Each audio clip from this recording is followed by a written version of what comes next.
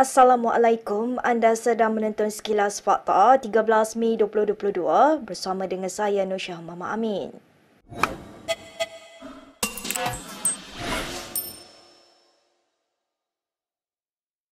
Bekas Perdana Menteri Najib Razak berkata, maksud King dalam istilah cash is king yang selalu diungkapkannya merujuk kepada rakyat. Beliau berkata demikian dalam debat perdana yang mempertemukan beliau bersama Ketua Pembangkang Anwar Ibrahim pada malam semalam. Begitulah juga prinsip ya. Bila saya sebut cash is king. King tu rakyat. King tu rakyat sebab apa? Cara kita nak tolong rakyat, cara yang terbaik direct cash transfer. Bila kita masuk dalam akaun rakyat, rakyat boleh pilih. Kita bagi pada semua. Kita tak pilih bulu. Bukan soal penyokong tak penyokong barisan ke. Kita bagi pada semua.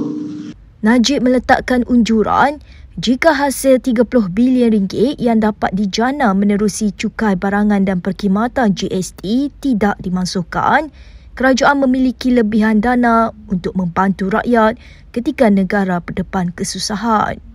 Bagi Ketua Pembangkang Anwar Ibrahim pula, kerajaan seharusnya membebaskan rakyat daripada beban kemiskinan bukan hanya dengan memfokuskan pemberian bantuan tunai. Tambahnya, masalah jangka panjang dihadapi rakyat tidak akan dapat diselesaikan jika kerajaan hanya mengambil dasar bantuan seumpama itu saja tanpa memikirkan soal mencipta peluang pekerjaan, menyelesaikan masalah pengangguran dan kemiskinan. Sementara itu, Setiausaha Agung DAP Anthony Loke berkata, penjelasan bekas Perdana Menteri Najib Razak berhubung ungkapan cash is king sebagai tidak logik. Loke mempersoalkan perkara itu dalam satu kenyataan di Facebooknya semalam. Loke mempersoalkan perkara itu dalam satu kenyataannya di Facebook hari ini. Menurutnya, dia tidak faham logik Najib bahawa king itu merujuk kepada rakyat yang dipertahankan dalam debat dengan Ketua Pembangkang Anwar Ibrahim malam tadi. Dalam debat perdana semalam, Najib berkata dia menggunakan pendekatan cash is king antaranya dengan memberi bantuan tunai BRIM lebih mudah membantu rakyat ketika susah. Menurut Najib lagi, pengenalan pembayaran tunai secara terus kepada rakyat yang diperkenalkan bawah pentadbiran berjaya menyegerakan bantuan kepada rakyat. Bagaimanapun, Anthony Loke yang juga ahli Parlimen Seremban berkata, dia lebih bersetuju dengan pendirian Anwar bahawa cash is king mewujudkan sindrom kebergantungan rakyat. Anwar memberitahu bahawa sindrom kebergantungan bermaksud golongan miskin akan sentiasa bergantung kepada elit politik untuk bantuan dan terasa terhutang budi tanpa satu penyelesaian jangka panjang. Kita ke perkembangan berikutnya.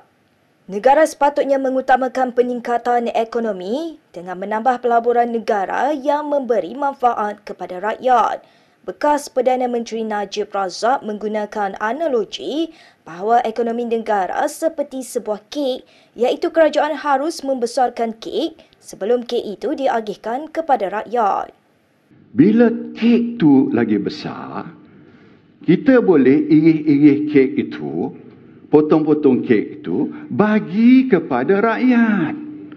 Dan rakyat untung. Najib berkata demikian dalam program debat perdana bersama Ketua Pembangkang Anwar Ibrahim yang berlangsung di Pusat Pelancongan Malaysia Matic, Kuala Lumpur semalam. Katanya lagi, dasar yang dilaksanakan Pakatan Harapan dengan menjual aset seolah-olah bukan sahaja mengecilkan kek ekonomi itu, tetapi juga menjual ketuhar yang digunakan untuk menghasilkan kek tersebut. Dalam pada itu, Anwar menyindir analogi kek besar Najib dengan menyatakan siapa dapat memastikan ianya dibahagikan secara adil. Dakwanya sekarang ini rakyat melihat kek ekonomi negara dikuasai oleh elitis, khususnya dalam kalangan golongan politik. Jangan kek tu kita makan seorang.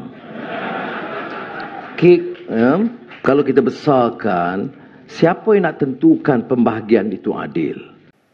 Dalam pada itu, Ketua Pembangkang Anwar Ibrahim mengalu-alukan penganjuran debat seperti program debat perdana semalam. Menurutnya, program debat seperti itu perlu diadakan sempena kempen pilihan raya umum akan datang. Anwar berpandangan debat akan datang harus melibatkan isu-isu yang lebih besar. Bagus, permulaan yang baik. Harus ada teruskan suasana perbahasan begini untuk letakkan isu-isu yang lebih besar dan saya fikir perlu ada. Okey, ini seperti mana permulaan kempen pilihan raya dah. Dalam pilihan raya besok patut ada seperti ini. Anwar berkata demikian ketika ditemui media selepas program debat perdana itu berakhir. Debat perdana antara Presiden PKR Anwar Ibrahim dengan bekas Perdana Menteri Najib Razak membincangkan hal berkaitan Sapura Energi Berhad dan isu masa depan negara. Seramai 400 tetamu jemputan terdiri daripada tokoh-tokoh politik, ahli korporat, pakar ekonomi, ahli akademik, mahasiswa dan orang awam hadir menyaksikan debat berkenaan. Bagi memastikan tiada perkara tidak diingini berlaku, pemeriksaan keselamatan yang ketat dibuat ke atas penonton yang hadir sebelum memasuki dewan. Berita seterusnya. Ketua Penerangan UMNO Syahril Hamdan meminta pemimpin-pemimpin PAS menghentikan serangan terhadap UMNO di media sosial. Dia menjawab kenyataan Ketua Penerangan PAS Khairin Nizam Khairuddin yang berikrar Parti Islam itu akan meneruskan agendanya untuk menyatukan umat Islam walaupun Presiden UMNO telah menolaknya. Dalam kenyataannya di Facebook semalam, Syahril berkata tindakan pemimpin PAS yang masih menyalahkan UMNO dan pemimpinnya menunjukkan seolah-olah PAS sendiri menolak agenda penyatuan. Malah kata Syahril, biarpun pemimpin UMNO khususnya Presiden parti itu, Ahmad Zahid Hamidi, sering menjadi sasaran PAS, namun Zahid masih membuka pintu rundingan dengan PAS. Katanya lagi ini termasuk kesediaan UMNO untuk berunding dalam pilihan raya negeri PRN Melaka dan Johor. Sungguh pun UMNO tidak senang dengan keputusan PAS menyertai PN sebelumnya. Menurutnya, kerengganan hubungan UMNO dan PAS di bawah Muafakat Nasional didakwa tercetus selepas PAS dilihat lebih mengutamakan pihak ketiga termasuk Perikatan Nasional berbanding berusaha untuk mengukuhkan Muafakat Nasional itu sendiri. Oleh itu, Syahril mencadangkan kepada pemimpin PAS agar jawatan kuasa induk Muafakat Nasional bermesyuarat semula jika PAS benar-benar ingin meneruskan penyatuan ummah melalui Muafakat Nasional.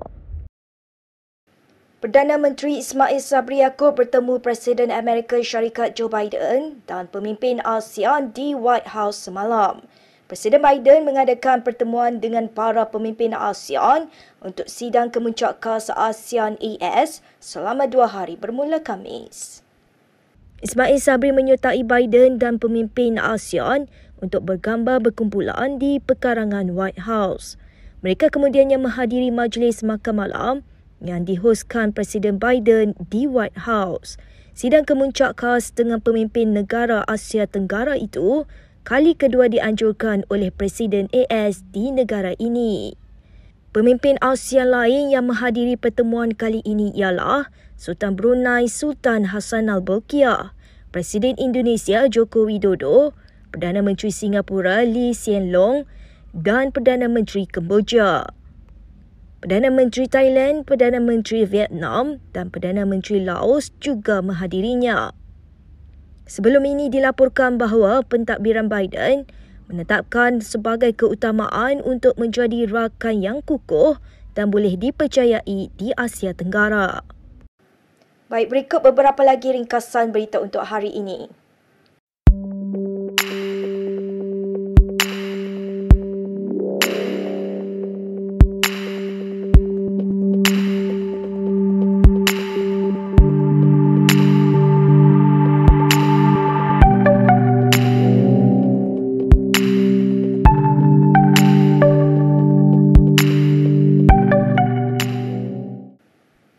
Sekian sahaja daripada saya, Nur Syah Mama Amin untuk Sekilas Fakta. Untuk lebih banyak berita, anda boleh melayari kinitv.com.